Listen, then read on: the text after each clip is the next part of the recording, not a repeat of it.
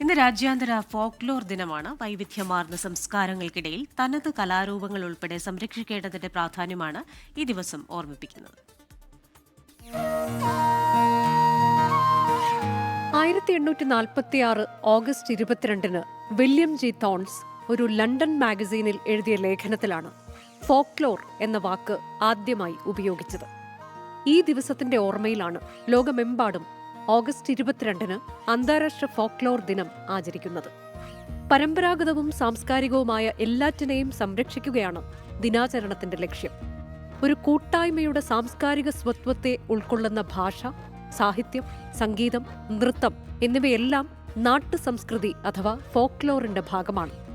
ഫോക്ലോറിൽ നാട്ടറിവും നാടൻ കലയും മാത്രമല്ല, കാട്ടറിവും കടലറിവും ഉൾപ്പെടുന്നു.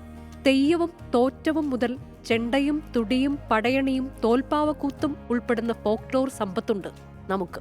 കാലിക്കറ്റ് സർവകലാശാലയിൽ കേരളത്തിൽ ആദ്യത്തെ ഫോക്ലോർ പഠന വകുപ്പ് ആരംഭിച്ചതോടെ ഫോക്ലോർ എന്ന ഇംഗ്ലീഷ് വാക്കിന് മലയാളത്തിൽ കൂടുതൽ പ്രചാരം ലഭിച്ചു.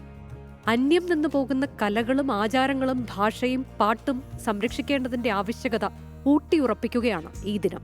വൈവിധ്യങ്ങളെ നിലനിർത്തി പരിപൂർണമായ സംസ്കാരമായി നമുക്ക് സ്വയം പരിവർത്തനം ചെയ്യാം.